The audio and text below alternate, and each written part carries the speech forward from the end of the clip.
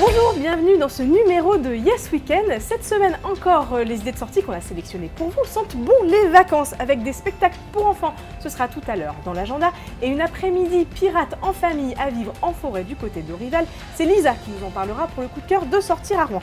Violaine nous fera traverser la Manche à bord d'un ferry transformé en escape game, ça c'est vraiment plutôt insolite. Et à la fin de cette émission, on retourne à Rouen pour parler de l'événement, pas seulement du week-end mais de toute la semaine. Je parle bien sûr du cirque Arlette Grus. Avec nous pour en parler, Rémi Bécuve, bonjour. Bonjour. Vous êtes chargé de la communication, donc voilà, vous allez pouvoir nous parler en long en large de ce cirque qu'on attend chaque année à Rouen en février. Mais tout de suite, c'est l'heure de l'agenda. C'est les vacances, on respire, on se fait du bien. Où ça?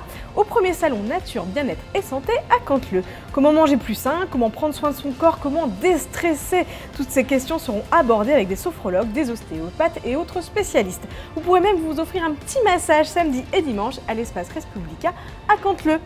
L'amour est enfant de bohème. Bon, je vais épargner vos tympans, je ne vais pas chanter, mais vous avez tous reconnu Carmen. Le classique de Georges Bizet s'offre un petit lifting dans cet opéra participatif pour les enfants. Exit les toreros, bonjour le cirque. Très visuelle, cette version ne dure qu'1h10. Une belle mise en jambe pour ceux qui n'ont jamais écouté d'opéra. Première représentation dimanche à 16h au Théâtre des Arts. Plus sérieuse mais tellement essentielle, cette causerie du samedi organisée à la bibliothèque Simone de Beauvoir à Rouen à 15h30. Vous pouvez y rencontrer Hugo Oriot, comédien, réalisateur et autiste, auteur d'un ouvrage « Autisme, j'accuse », dans lequel il pousse un cri de colère. La société va-t-elle encore longtemps se priver de ces compétences extraordinaires qui doivent être valorisées et cultivées? Venez en débattre avec lui. Et on termine par un classique de la danse classique. Le Lac des Cygnes sera joué par le Grand Ballet de Kiev sur la scène du théâtre Charles Dulin à Grand-Quevilly, dimanche à 15h.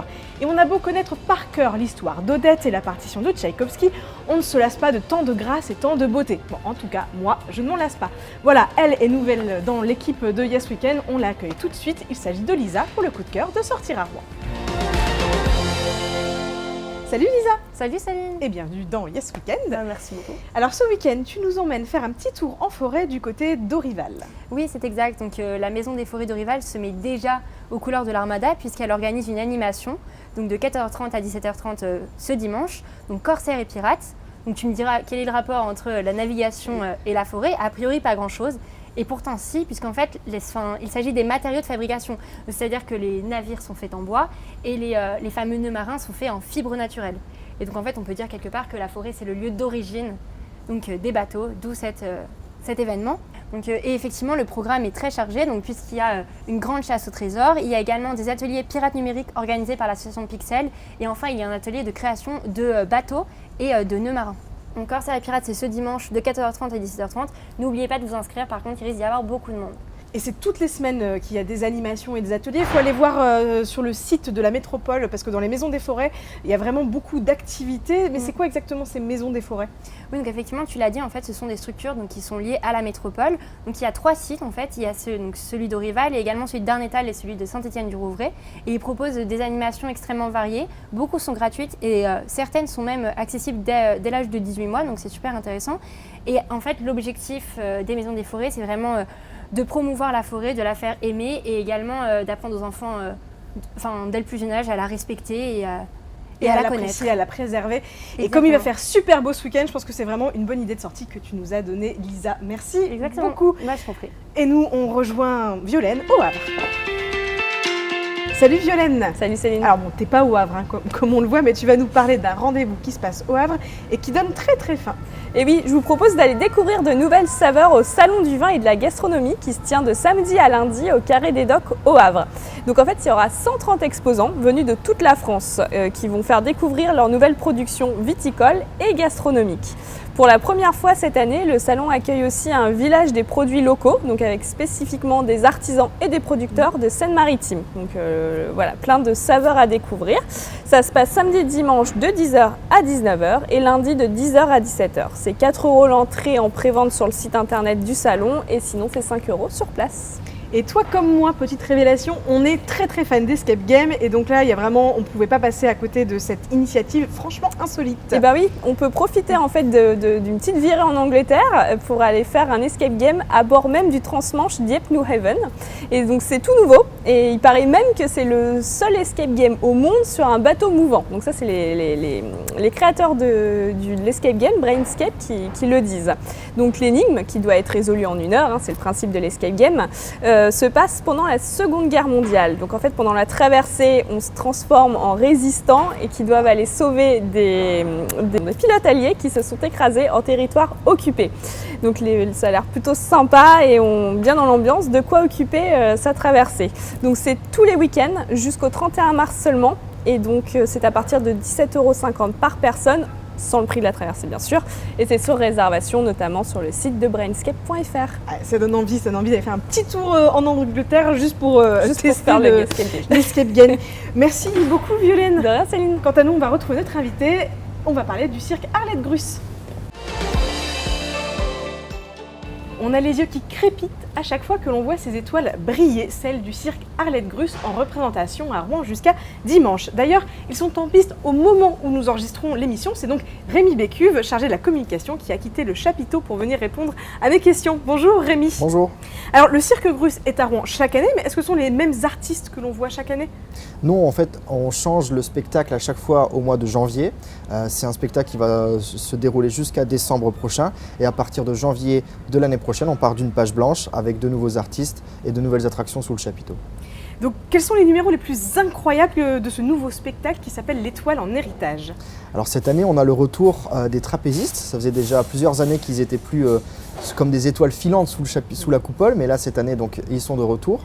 On a également un clown cette année qui vient du Chili et qui est très très fort pour faire rire le chapiteau. C'est à chaque fois une standing ovation.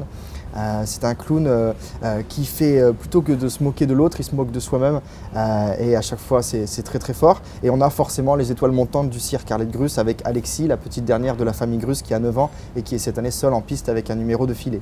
Oui, parce que c'est une histoire de famille, on ne voit pas les mêmes artistes chaque année, mais il y a quand même ceux de la famille Gruss qu'on retrouve. La famille qui renouvelle entièrement ses numéros chaque année, oui.